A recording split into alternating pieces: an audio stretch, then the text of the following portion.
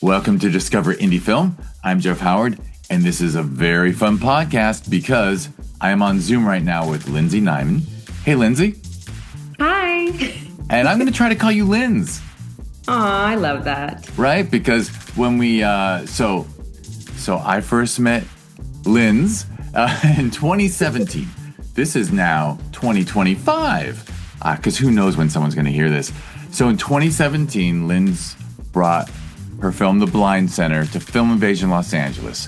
Took home the Grand Jury Award for Best Narrative Short Film, and it was wonderful. And then 2017 is when I started this podcast, and you were on, in April of 2018, you were episode 57 of the Discover Indie Film podcast. In fact, I normally don't bother saying it, but I'm sure you were on it when it was called Discover Film. Yeah. And then I found out about this. And then one of my early guests was someone from France who said, I won't do his accent. Well, I just got invited to the Discover Film Awards in London. And you might want to change the name because and I was like, oh, well, we'll add indie. So anyway, you were on episode 57 of this podcast. And now, 7 years later, odds are you're on episode 574. Of course, everyone does two, but most people do two, not everyone. So it's not like I'm saying 500, but yeah, that's really cool. 7 years later. And the reason you're back on is because last year you brought another film this time to the Sherman Oaks Film Festival. They Call Me the Tattoo Witch. You took home the Grand Jury Award for Best Short Film Documentary. Grand Jury Award for Best Cinematography in a Short Film for your cinematographer. Oh, I did not clear her pronunciation, but Katie Eleneke? Yes, Katie Eleneke. Oh, I got it. I was really close. And then your third award for They Call Me the Tattoo Witch was the Filmmakers Award for Outstanding Director of a Documentary for you, Lindsay Nyman. And I'll add, if anyone's curious why some are called Grand Jury Award and some are called Filmmakers Award, Grand Jury Award is decided by our selection committee, which is not anyway, I like to joke it's the bunch of old farts who decide what films are in the festival. And the Filmmakers Award is a jury of your peers. It's alumni who have had films at the festival in previous years. So that outstanding director for a documentary came from people who really have directed films in the last couple of years, not like people like me who did it in the 90s. So I'm giving Linz a golf clap. Oh, thank you. And it really is a wonderful film. And I did joke with you as we were warming up here on Zoom. And by the way, we're on Zoom. Linz, you're in Berlin right now. Yes, I'm in Berlin. And I'll have you explain to me why you're in Berlin soon, okay. I guess. One of my favorite cities. And I'm in Los Angeles, so we're on Zoom. And I promise everyone listening, first, we're not going to talk over each other, but sometimes when Zoom records, there's a little micro delay. So we're not talking over each other, but sometimes, like, the next statement covers over the previous because of that little delay. And if you don't like our audio quality, don't blame us. Blame Zoom.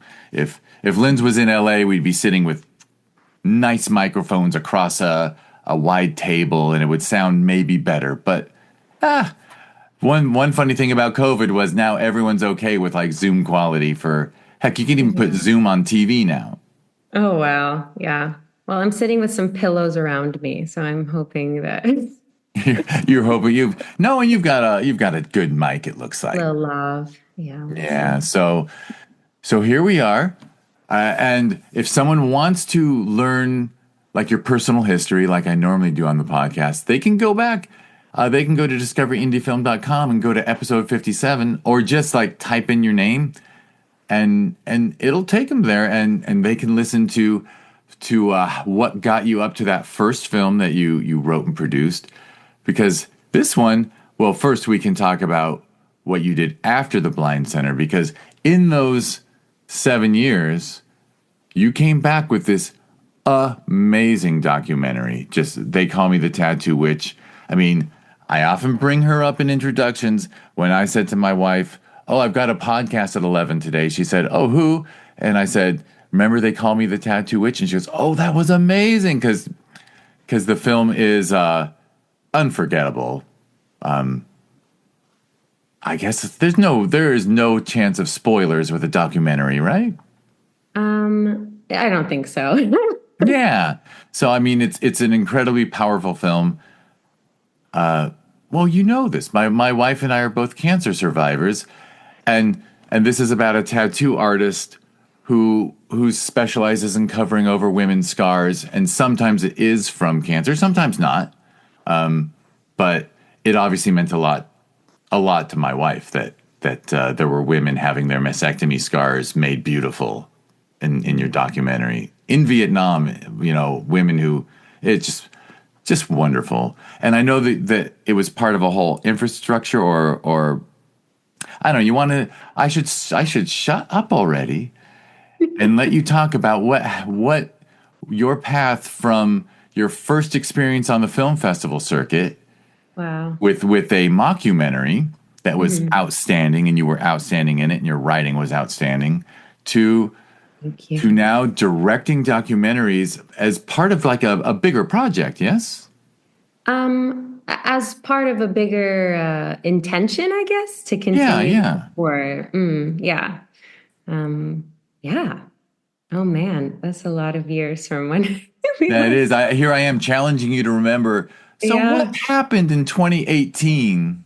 Oh man, I don't know about that. I guess I can talk about the shift from so when I had this film before, I was acting in it and I wrote it. And at that time, I was writing and acting and also directing narrative and plays, things like this.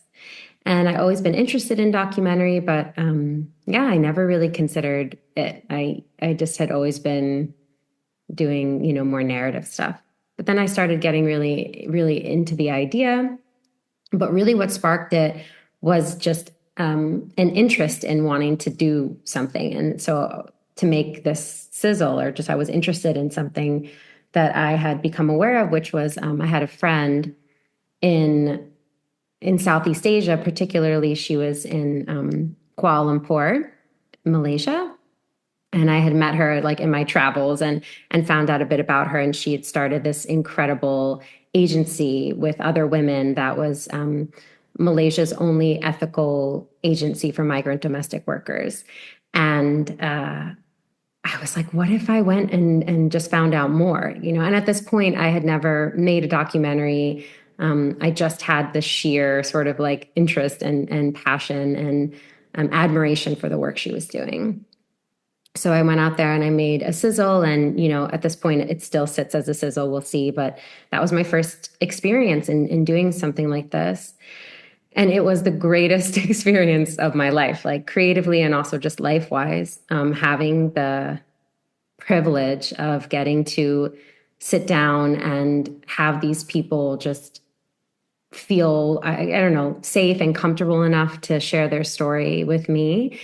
And yeah, it was such an honor. And I just felt like, I don't know, it was like the meaning of life, right? My like calling or something where I felt like, whoa, this is something I want to learn so much more about and work on. And I remember when I started getting interested in documentary, somebody was sort of warning me against it. And they said, if you're interested in documentary, especially doing like a feature, that's years of your life, it's a huge commitment. And I said, well, what would be like a better way to spend years of your life? And that's how I knew that I had sort of landed on something that I wanted to commit myself to and to work on and to learn more about. Because I was like, yeah, sure, 5 years, but that's what you do. Great, I'll do that, right? 10 years, great. What a better way to spend 10 years. So I haven't gotten That to is a wonderful. It's wonderful that someone's discouragement was encouraging. totally. Yeah, right. So Yeah, that's take that as a little fantastic. sign. And I haven't made a feature yet. I just made my first short documentary, which was They Call Me the Tattoo Itch, and it was also in Southeast Asia in Hanoi, Vietnam, in the North Vietnam. And yeah, that I guess is a short version. Very short. Well, I was gonna. It's so interesting to me because in a way, so when you were in Kuala Lumpur, Yeah. you were just interviewing but without a camera. No, I was interviewing Oh, with a with a camera. camera. Yeah. So in a way, so that's where you must have learned like the power of a camera. Yeah. Well, I had my same DP with me, Katie Eleneke. We went together. And yeah, she's my girl. She's like my partner. And I'm really, really grateful for her. That was the first time, or not the first time that we worked together. Oh, you're going to love this. Katie actually used to work on some projects with my Film by the Blind group when I was working with my blind and low vision artists in this program. It was a nonprofit arts program where we were doing like I was helping to produce films by blind filmmakers behind the camera, and they were also acting in it as well. And Katie came in to film these short films. So Katie and I have been working together for a long time. And yeah, she's like my sister. So So that's fantastic. So you're and so the Kuala Lumpur thing did not turn into a short. not yet. It's Not yet, but you've got a lot of footage. have a lot of footage. I made like a sizzle, and yeah, it's interesting now that I'm in the world of documentary. I find like the biggest thing for me is the ethical responsibility that goes along with it. Some projects I think I can take on my own, like tattoo itch. Some projects that are a bit more complicated and have more implications and take safety into consideration. Those are things that I don't feel I can take on my own in a way that's like makes me feel that I would be able to cross every T and dot every I, and I would like to maybe do that in cooperation with another organization, right? So that's why that sits there now as a concept, but isn't something that I feel ready to, or that I feel like it's a good idea for me to do completely on my own. Whereas Tattoo It was like, I built a really great relationship with Nyap, the tattoo artist, the tattoo witch, and we could do this, we could do it on our own. And I think that's how it will be going forward. And I'm excited about that there are many ideas that I have that I think would be great to do in partnership with a nonprofit, with an NGO, things like that, that I can help sort of like get the message out about already existing NGOs or nonprofits or social impact businesses, things like that I think are better in partnership. Yeah, and I mean it's certainly. I mean, obviously, I'm biased in favor of your interests are. I don't know. I don't know if I have a better word than humanitarian for your interests. Like you are even with the blind. I mean, I think I was very impressed with you 8 years ago when I learned that that the Blind Center, that film had come from you volunteering at a center and working with actors that way and looking for a deeper meaning in life. I don't know if looking for a deeper meaning and caring about the representation of the underrepresented, even though one certainly can fairly, yeah. I mean, I don't know if it's virtue signaling, but I mean, you are already an underrepresented creator, right? You know, I often share with people. I don't know. I don't say it on the podcast much, but we'll have jury members say things to me like, I'll get a text or an email that says, "Wow, it's so cool. We've got a lot of female directors in this next festival," and I go, "Yeah, it's a third."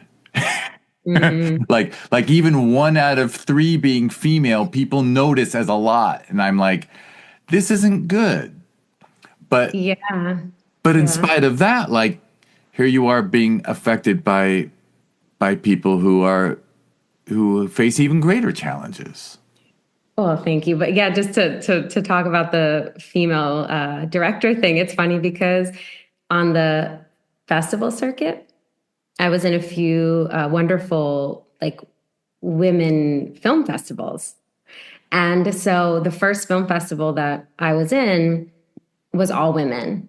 And then I went to another, I like kind of forgot that there's not a lot of female directors because luckily and in a great way, and something I'm grateful for is that like I surround myself with like a lot of women and women projects and like women film festivals, right? So I'm kind of like, yeah, we're all doing this. And then I went to my first like not women themed film festival, and I was the only one up on the stage for the Q&A that was a woman of the directors. And I did another Zoom as well where I was like, oh yeah, I forgot. I'm like, it's mostly men up here and in these like conversations, but I was lucky enough to be surprised by that. Do you know what I mean? Because I've sort of like curated this little ecosystem that's like a lot of women doing stuff. And my project was all women. Everybody that worked on that, they call me the tattoo itch. In Vietnam, we were all women on set. So yeah. And it's funny, you made me realize I notice it less because I rarely get to film festivals other than the two that I run. And I'm so unfamiliar with I think they call it the firing squad Q&A, where you show a block of 7, 8, 9 films, and then you bring 7, 8, 9 directors up at once, and they stand in a row like a firing squad, and each gets to answer a question or two tops, because we do each one separately. So I've actually never had that experience of seeing all of the directors at one of our festivals like lined up, and I imagine, yeah, it must be really something to realize, wow, in that block there was one female director and 7, 8 male directors. Yeah. I just haven't gotten to see it because I don't go to those festivals. Yeah. Yeah. And there are a lot of I'm aware of like a lot of wonderful women's film festivals Yeah. that Yeah. are definitely plugging the hole, because Lord knows it's a challenge. Yeah. Yeah. But as you said, there's not. I know we have at least maybe 2 or 3 in LA, but Yeah. Yeah. There's a but good amount. Once you start looking for them, there's a good amount of, you know, um, yeah, women film festivals.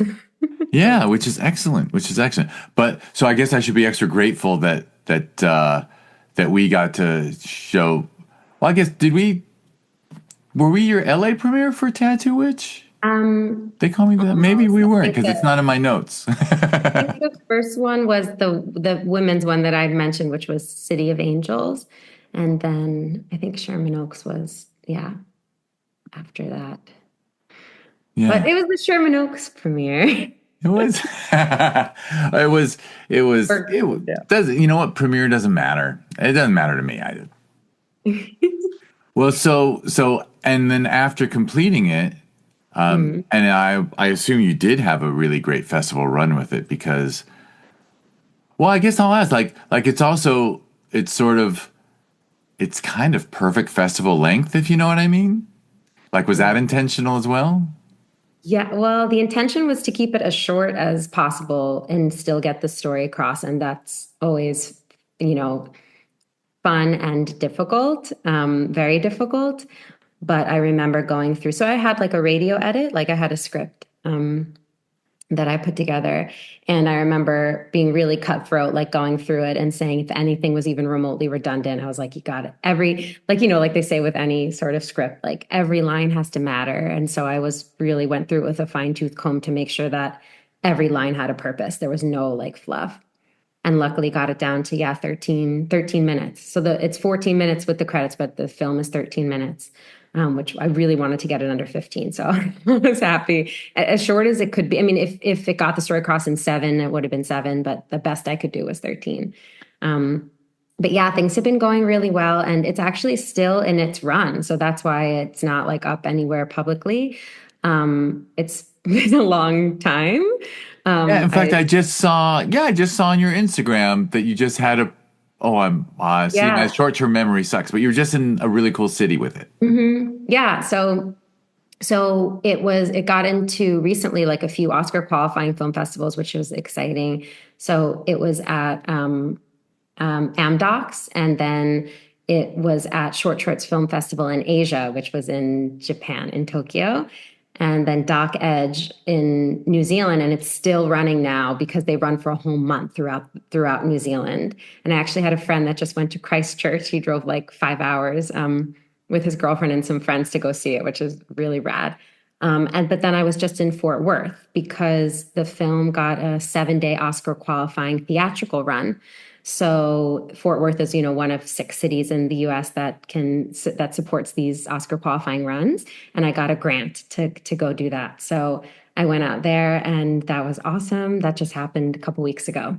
So that's where we're at now. Yeah, That was the one I was trying to remember. yeah. It was Fort just Worth is the wonderful. cool Something city. a lot of people don't realize. I don't need to dive into the Oscar thing, but boy, is it interesting. And I actually just learned last week that I blew it, and because obviously our goal is to get Sherman Oaks to be Oscar qualifying soon, and every 3 years they consider festivals for that, and it was Oh, last year. oh, so we have to wait I two gotta wait more. another 2 years, and then I guess in 2027 we can apply. I know I almost wanted to be that jerk who sends an email, but really have to wait till 2027. We're ranked in the top 100 worldwide, best Yeah. reviewed. Like we're really nice, but no, Yeah, they've no. got a I lot of would rules. I would have to But, know some people to get an exception. You just can't be nice. but it's something exciting to look forward to in the 2 years. Fingers crossed. Yeah, I Yeah. know. It's just we've just grown so much. I'm like, okay, that's the next step. We've got to do that. Your festival is so amazing. It's really perfect. It's like, yeah, super filmmaker friendly and like cozy and personal, but then it's also so amazing. And the theater is so beautiful. And yeah, I felt so lucky to be Yeah. in it. We even have that groovy opening night gala. So cool. It was so Yeah. cool. In that cool space. Awesome. Solar Yeah, Studios in Glendale. Yeah, I know it is funny that we become Glendale based, but that's because that venue's so wonderful. it is. It really is. It's Yeah, really it was cool. legit. I was so happy to have friends come and see it in that theater for sure. Yeah, beautiful theater. Yeah. Well, so it's still right. So what do you think your plan will be for releasing it? I Like have will you no just idea. throw it online or like are I there better don't places know. for it? Well, okay, here's I what's bet awesome. Omeletto would want it. I Here, shouldn't well, speak for a YouTube channel that I have no association with, but what's awesome is that I mean, I don't know how sort of like a strategist would feel about this, but what's awesome is that like my intentions from the beginning were so like, I don't know, um, focused on just like the value of it that I never even considered anything other than just like each step. Like I was like, the first thing was just like pure interest in her story. And then it was just like getting, doing it to the best of my ability and like, meeting these women and doing the story justice. And then it was like doing as best as we can in post production. And then it was like submit, right? It's like I had like dreams, of course, but I just wanted to do the best job that I could. And now I don't know. We'll see. We'll see. you'll see. But I Do you hope have that. do you have goofballs like me? I can't be the only goofball who like wants this to be like a series of documentaries where I mean, if they call me the tattoo witch was on one of those big streamers who I resent for not supporting indie enough, but like the quality is just so high and it's just so compelling and I've never, I mean, I won't bore you with all like the juror comments on, from of our jurors, but it's just wonderful work. And so if you had a bunch of them and maybe even found other directors to bring in to contribute to like the world needs a series of documentaries about this that are positive and hopeful. I mean, hopeful and realistic at the same time. I mean, it covers a lot of horrors in life, Yeah. but also adding hope at the end. And to be honest, like I guess I'm being selfish now because like that's now my the magic recipe for me. We actually at Film Invasion LA last month we did the U.S. premiere of a film called Love Song from Hiroshima, Hiroshima, and it's actually theatrically it's released theatrically in Japan right now, and I think they're looking to sell it into the U.S. And it is the most powerful, wonderful thing, and it's funny and it's dramatic and it's got a sci-fi element, but the ending is so hopeful and positive that like I cry for like 5 to 10 minutes when it ends, because Yeah.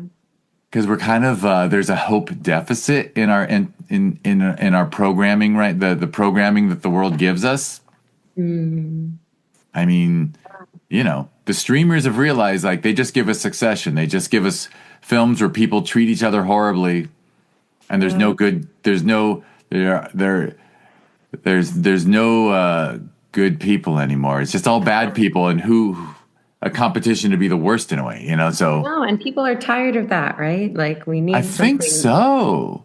I think so. I know I am. I mean, like, there's nothing I love more than watching something that's like inspiring and makes me cry and feel hopeful about the world. I mean, that's like Right? Yeah, I important. sometimes I get desperate and I just lean on it. It's the Flaming Lips song. Do you realize that Yeah. happiness makes you cry? Like you don't just cry if something's sad. Like hope and happiness like affect Yeah. us just as deeply. Yeah. Yeah. Yeah.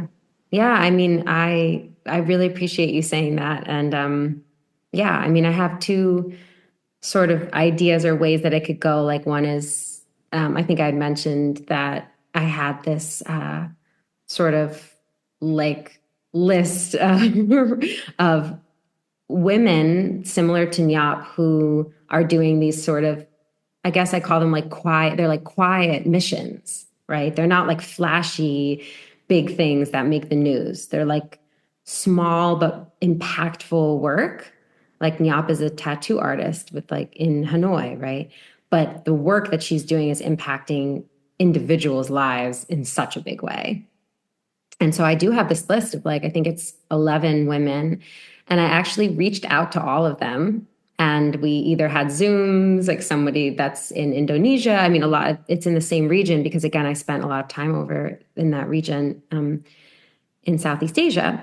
And yeah, these awesome women. So that's one way I was calling it like leading women. It's like a series, which is That's the yeah, name that I was yeah, couldn't remember yeah, yeah, because yeah. I know Because it's they're on like, screen. they're leading they're leading other women and they're leading these sort of like movements in their communities. And then, but the other thing I was thinking that I think would be so rad is like if you were saying about what's the goal, and I was like, well, if more people can see it, like if this ends up somewhere that people can watch it at a larger scale than just festivals, I think people would want to get a tattoo from Yap, and she lives in Hanoi, right?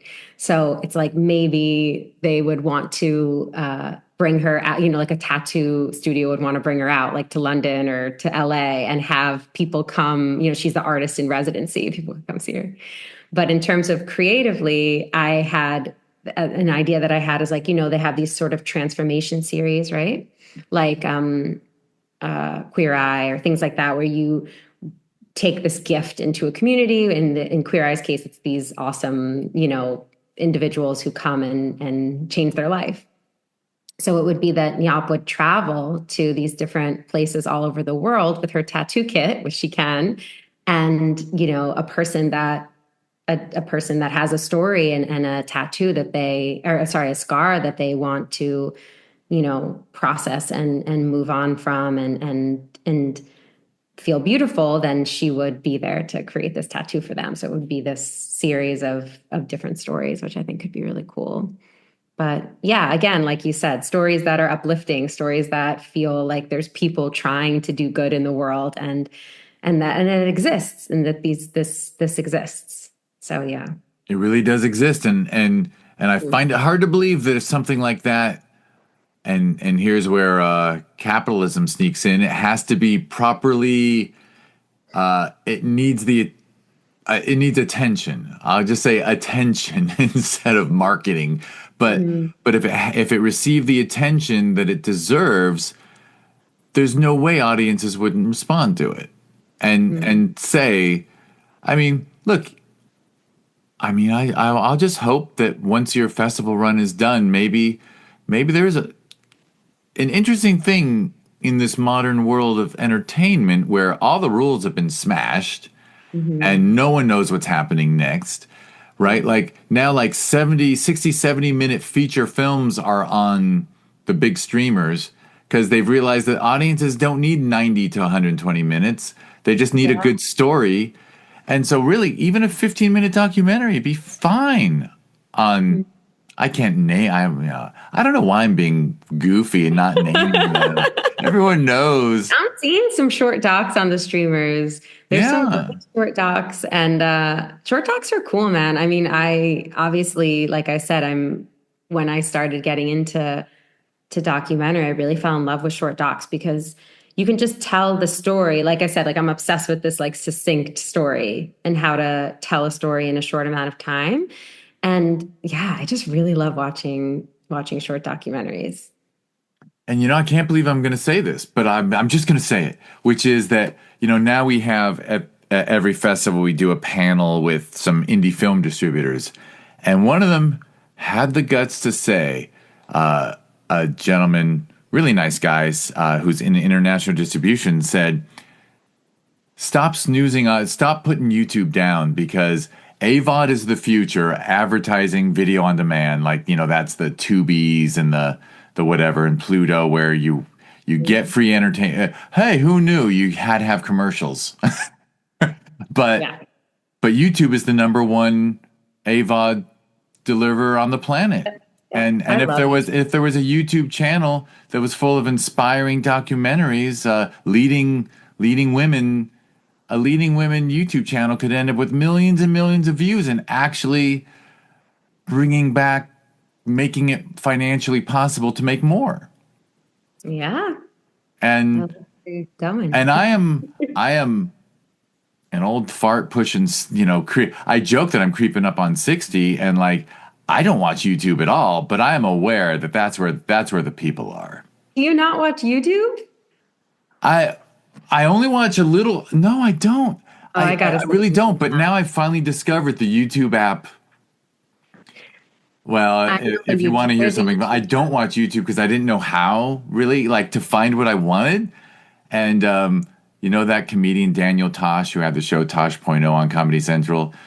My wife and I kind of watch Tosh Point oh obsessively. Like it's our candy at the end of the day to like just before we go to sleep. And now he's got a podcast, and his channel. podcast is on YouTube. So now I got to that, and then we open YouTube, and obviously Google is searching through my history, and like it lists videos that do interest me on that YouTube app on our TV. So yeah, like I love your reaction. You don't watch YouTube? Like, yeah, exactly. I'm I totally out of touch with YouTube, but I'm just just this year, I'm a little late to the party, I know. I gotta send you some recommendations. Yes Theory is this incredible channel. Yes Theory, YES. Talk about like, you know, uplifting content. They're incredible, incredible. They go all over the world and they do these types of videos. They were like maybe the first ones, I don't know. One of the things they do, not everything they do. But one of the things they do is the thing where they're like, we're in a city, like we're in wherever, anywhere in the world, and we have no money. And the two of us are going to walk around and see the kindness of strangers. Like, can we get a hot meal? Will somebody let us sleep in their house? Like, can we survive? And then, of course, they do. They do things like this. It's all about like community and yeah, travel, but in such an awesome way. And I think you would really like it. That's the type of stuff that I love to watch on YouTube. Yeah, Yeah. see, and I didn't know it was there. I just, I don't Yeah. know. And they've got a huge community. They call it like the Yes community, and everybody helps each other out like all over the world. They've got a big social media presence as well, but it's millions and millions of people like tuning into this stuff. See, and in all You would love seriousness, that's so funny because now you've just reminded me. I guess I'll just admit it. Like, well, a nice thing is that the Blind Center, your first work, was part of the Discover Indie Film TV series that was on Amazon Prime Video. The reason why Discover Indie Film was on Amazon was that I'm the kind of person who will watch Amazon Prime Video. I'm not the it. kind of person to watch YouTube. And like, honestly, I think we started that around the same time, maybe even earlier than some of the YouTube channels about indie film. And Mm, I would just be like, who wants to be on YouTube? Because I just didn't know. And yeah. actually, a lot of people tell me like that Discover Indie Film, the TV series, should be reborn on YouTube. As Mm, because there are a lot of people doing what Omeletto does, which is quality indies, but they don't cover them all. yeah. So I know. So but I need to. My joke is I need to develop a drug habit where I don't need to sleep at night because the festivals have grown so large. I don't have, you know, I know you've got too much going on. it's too much. It's funny. In 2018, when I started, when your film was at the festival in 2017 and when you're on the podcast in 2018, like, it only took about 6 to 8 weeks to ramp up to a festival because it was like probably 2 days in a small theater in Sherman Oaks. And now it's like basically a week on 3 screens at once at a big DCP theater. And it's like, here I'm talking about DCPs, so silly. But I I love that deal it's with that DCP. I so was so much. happy when you asked me for a DCP. I know I had one film director. She said to me, actually, her cinematographer, no, her editor said to me, "Thank you so much for showing shorts in DCP. Some festivals show the features in DCP and they don't show the shorts in DCP." And I was like, "Why would they do that? I So, don't get it." oh, I don't know either. But either way, yeah. Now I don't. It's funny. It's nice to have festivals that are even better for the filmmakers. But I maybe I'll always miss the days when I could almost do it all myself, and have free time for all these fun little side yeah, things. that's the double-edged sword of It growing is. your empire. Well, I certainly hope that your leading women empire grows to the point Oh, that you end up with a staff. I don't thank know you. if you'll should I should I ask about Berlin and how you happen to be Sure. there? I just have to say something about what you were saying about growing the empire. As my dad always says, and I always think about this, it's a good problem to have.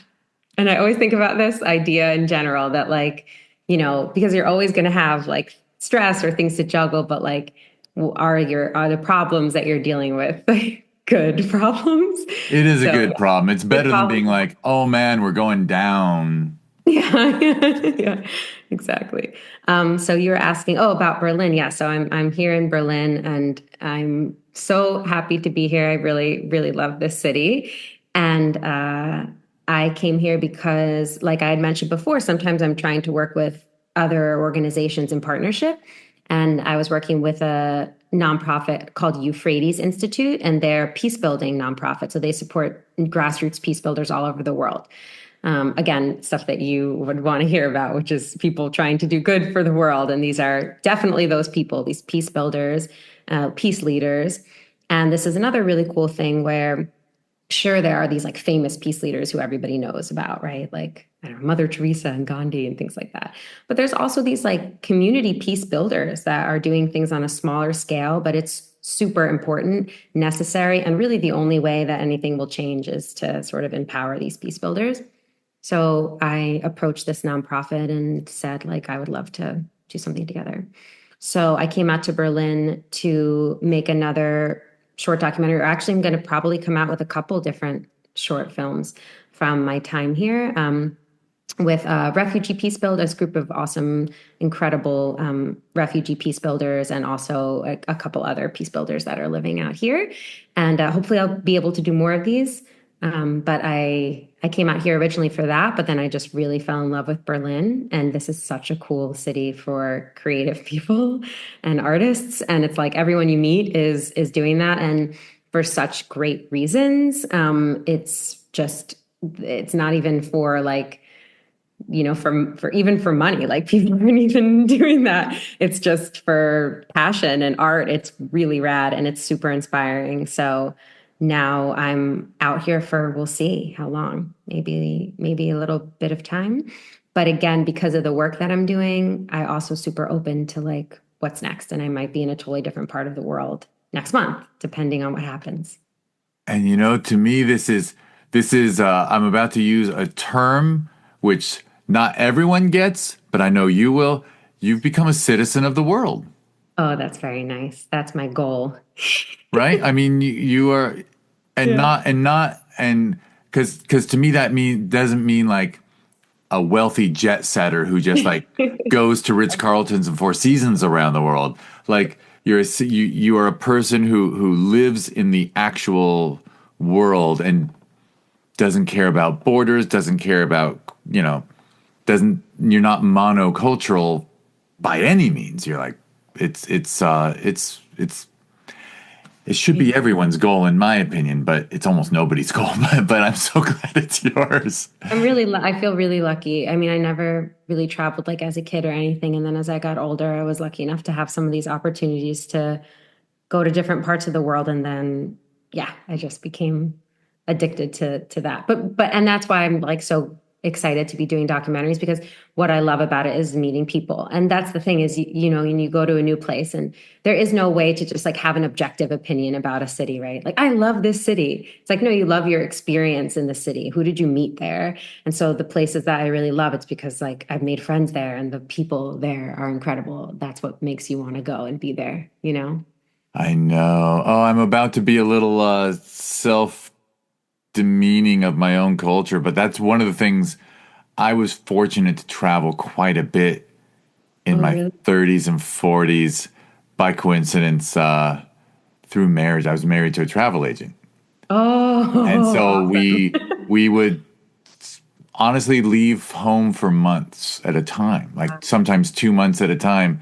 One time it was so cool because we flew west and kept going, and then went kept ended up in Thailand and here kept going west until we ended up back in New York and then LA. So I actually circumnavigated, like never headed back the direction we came from, made it all the way around. That was a 59-day trip, I think. But see, that was not a citizen of the world trip. That was a traveler, like not too touristy because I tend to focus on the art, and although I you can't keep me out of a cathedral when I'm in Europe. Like I want to see every cathedral, but and every temple in Asia, like oh my God, Vietnam and Thailand. I cannot get enough of the Buddhist temples either. So beautiful. So Yeah. beautiful. But That's wait, really what was I getting at? I lost it. See? Oh well, but I was fortunate enough to about travel. your 50, how many Oh, days oh, trip? oh! I was about to be self-effacing about our home country, which is that Oh, I've had experiences in places like Berlin and Istanbul and Phuket where someone. Okay, so I was at a pro basketball game in Istanbul, and a gentleman next to me who was also bald and same skin tone as I am because I'm kind of Mediterranean anyway. We're both ethnically vague white people. And he said, "Excuse me, you American?"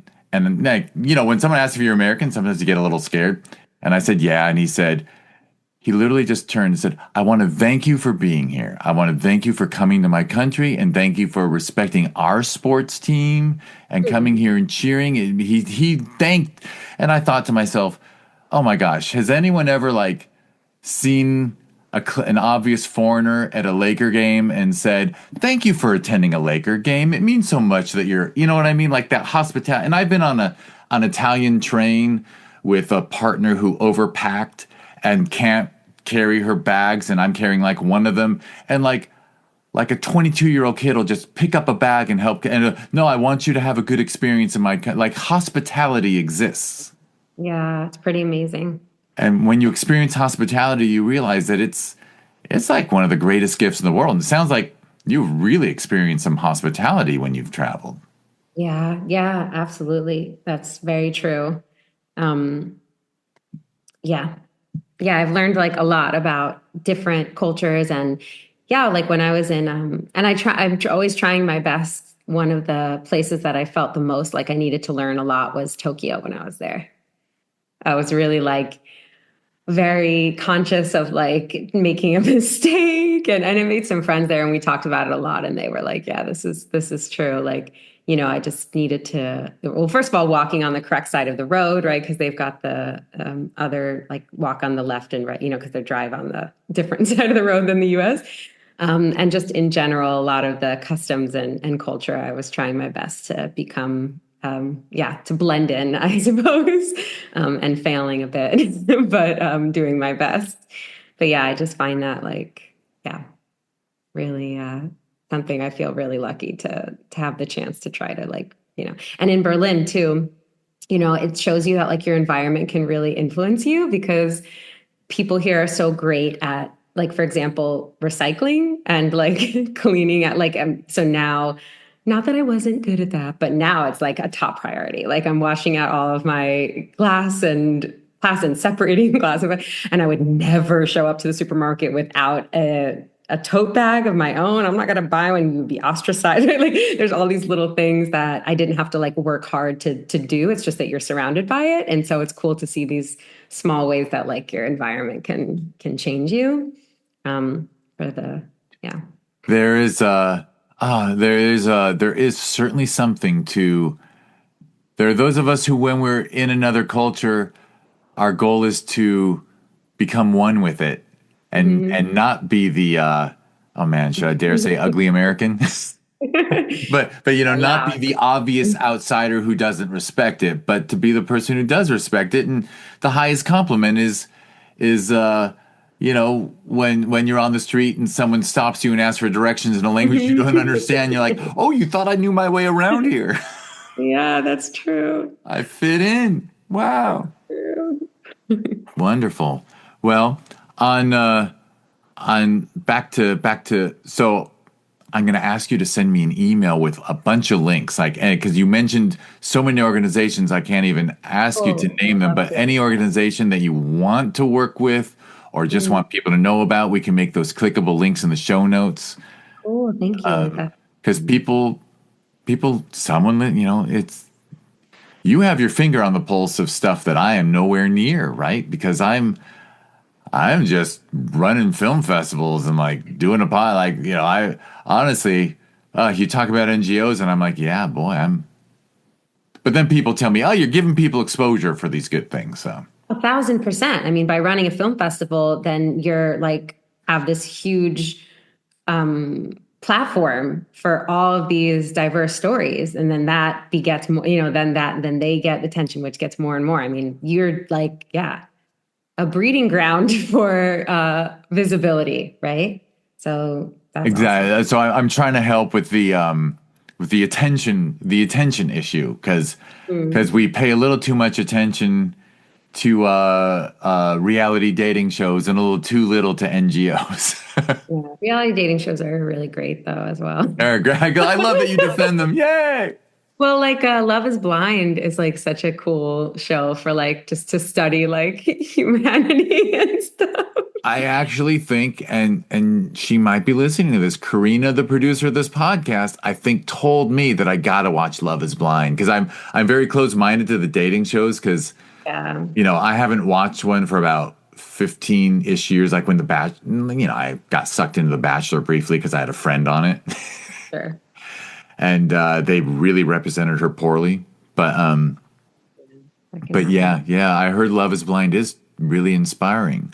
Oh no, that's It's my friend in cool. Canada. Oops, sorry, Karina. Maybe Karina also recommended it. Yeah, maybe she does. It's cool because you would like it, especially because you do a podcast, so you're a good listener and communicator. But yeah, they can't see each other, right? So you watch their you watch their interaction of sort of like falling in love or not falling in love without seeing each other. But it's very sort of real as far as reality shows go because you can't set that. You're just observing it. So it's pretty rad. I think you would like it. You know, as an official oversharer, I'll share that I have tried multiple times to tell our now 17-year-old, you know, looks stop mattering around the third date. Like you actually really have to like talking to someone. Yes, Mhm. the looks matter for the first date or two, but by date three, if you don't like talking to someone, it's over. Like like it really is. So now that honestly I didn't know what Love Was Blind was about till right now. So Yeah, they fall in love or don't, but they date without ever seeing each other. they date as unsuperficially as one can. Yeah, exactly. Oh, that does sound fantastic. Cool. All right. Well, now I got another recommendation, and amusingly, so we're gonna wrap it up and then have you record the 4 questions after having done it 7 years ago, which is like favorite films and underrated and overrated and stuff. But it's funny, based upon what you said about I did type it about Yes Theory. I'm like, geez, maybe I should add. What's your favorite YouTube channel? Seriously, I know I was thinking about it. I feel like some of the things that I love are not movies. They're like yeah, YouTube or TV. I was thinking about that too. Yeah, so maybe there's a new category for favorite YouTube channel. That would be a funny. That would be well. And Maybe I maybe could have get favorite discovered the reality. Discover Indie Film YouTube channel off the darn ground somehow, and then, Yes. and needless to say, I will.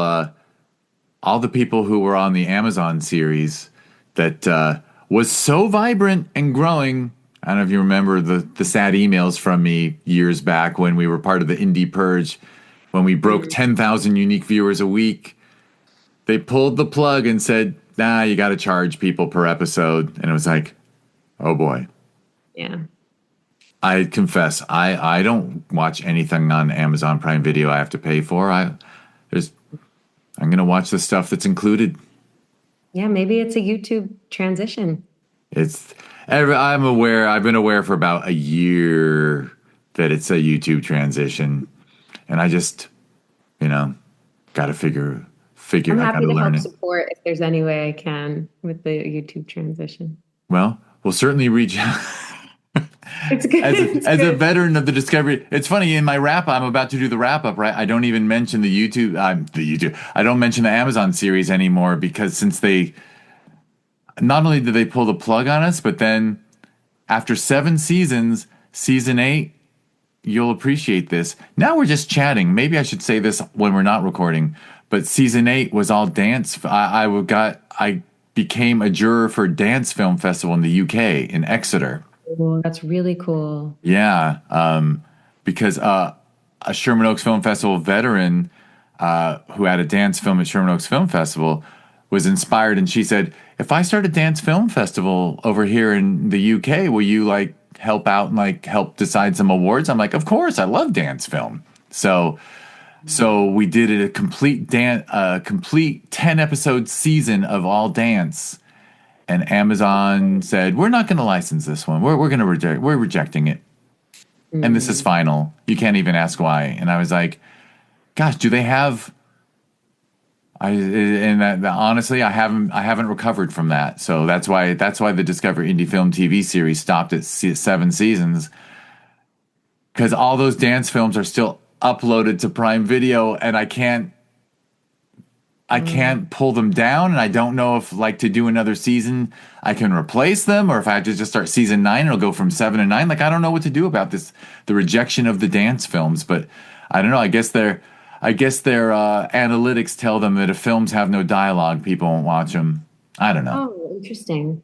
It was dialogueless, obviously. There might have been a Oh, little bit, but oh, that's interesting. I There's so know. much behind the scenes that's like going on that I don't know about. No, But understand, no idea. But YouTube wouldn't maybe there's stop another us. platform for the dance. I would like to see some of those. I don't know a lot about like how those films are made or what that is, but I love dance. So, Some of them are so beautiful. uh, Yeah. All right. Well, I would normally ask for like website. Is there a website, social media that people should check out to learn more yeah, about I you and your have work? Leading Woman Films is my thing. So leadingwomanfilms.com and then at Leading Woman Films on Instagram.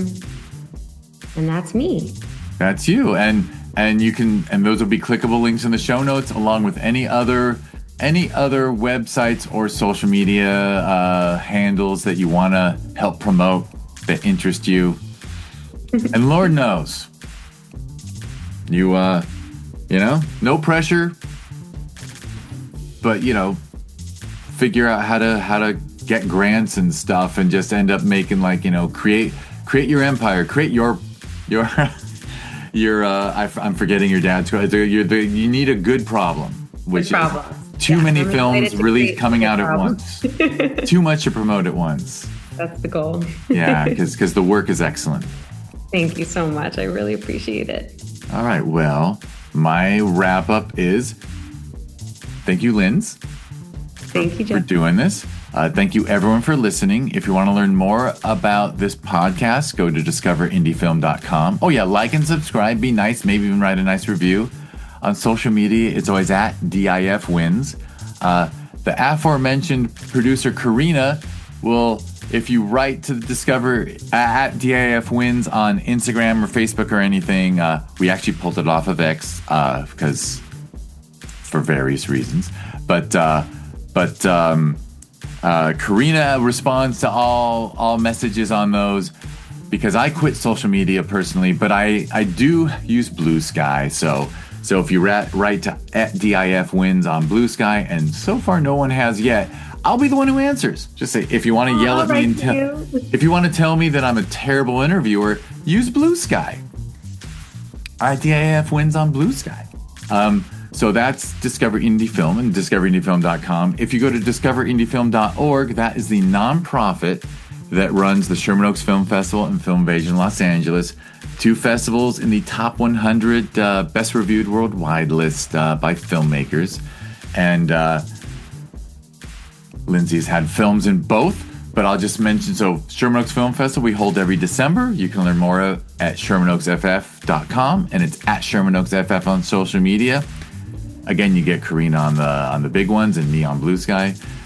And every June we hold Film Invasion Los Angeles, and that's filminvasionla.com, and it's at Film Invasion LA on social media. And finally, I call them sister festivals for some reason, and they're getting a cousin next year. Film Invasion Lima, Peru in January of 2026 is happening because a wonderful team that was actually, maybe you even, well, I know they saw your film. I know they saw your film because a team who was in the festival last December said to me at the closing night mixer of Sherman Oaks Film Festival last year, God, we wish we had a community like this down in Peru, because they come up from Peru. And I was like, well, someone hit me up about Film Invasion London and it fell through. Someone hit me up about, a couple other cities and it fell through. I've known you for a little while because they were alumni like you. And I was like, I trust you. I'll guide you. I'll do all I can to help, but I don't have the energy to run another. But if you want to run Film Invasion Lima, you have my blessing. And we worked it out. So it's happening. Wow, that's amazing. Yeah, so we're getting international. Should we do Film Invasion Berlin? Yeah, of course. Are you kidding? I would find a theater and we're on. Do it. Can I just tell you that, well, sadly you are in, Berlin's one of my favorite cities in the world. Oh my God. But, and I already know another Berlin filmmaker to hook you up with, but, who we talked about before we started recording. But let's just say the theater in Lima is approximately 1/7 the cost of a theater here in LA. That's great. So it's making me realize, I was like, oh, wow, we can get 6 hours of theater time for that? Oh my gosh. I think we'll break even at worst. That's Which, awesome. needless to say, we did not break even the first several years here in Los Angeles, but... Are you going to go then to Lima for the... I am. So it's actually, and amusingly, my wife, who rarely attends the festivals, she wants to go to Lima with me. So the flight alone is gonna, I don't, but it's worth it. It's worth it. And I've met so many people who've been to Lima and they're like, have you been there? I'm like, no. And they're like, oh, it's amazing. Yeah. Yeah, I've actually watched some YouTube videos about Lima, so that's a big thing that I use YouTube for, watching people travel. So funny. Yeah, he wasn't around when you were first on this podcast, but we have a guinea pig named Chester, and everyone says, oh, when you're in Lima, you've got to, they eat guinea pigs down there. And they're like joking with me. I'm like, I'm not going to eat guinea pigs. I feed them. But anyway, why'd I go there? See, now I wish I could delete something. And anyway, if you want to learn about Film Invasion Lima, it's a tab on Film Invasion LA. We decided to keep the cost low for Lima. So now you go to filminvasionla.com and there's a Film Invasion, there's a FI-LA pull down and FI-Lima pull down to learn about them. So, and submissions are open right now. Oh, I think I know someone who might get a waiver. Even though there's a strict no waiver rule with Sherman Oaks and Film Invasion LA, for Lima, vet people who've been in the festival before. In fact, Wasn't the film? Oh my God, my memory is so bad now. But after your film, wasn't the one that was like shot, like the little girl living on the island? Yeah, yeah, That yeah, was in yeah. your block, right? Yeah, that film was incredible. See, that's how I. Oh, breaths. What Oh, was it? that's the Two yeah, breaths. yeah, Two two. breaths. Mhm. The team down in Lima was at your screening, and they're like, can we get two breaths?" So Whoa. I wrote. So I'll tell them, "Hey, let's get Tattoo Witch." That's funny. We're maybe we'll recreate your block down in Lima. Awesome. All right. Well, I'm over chatting now. Thank you, Linz, Thank you, Jeff. and thank you everyone for listening. Thank you, everyone.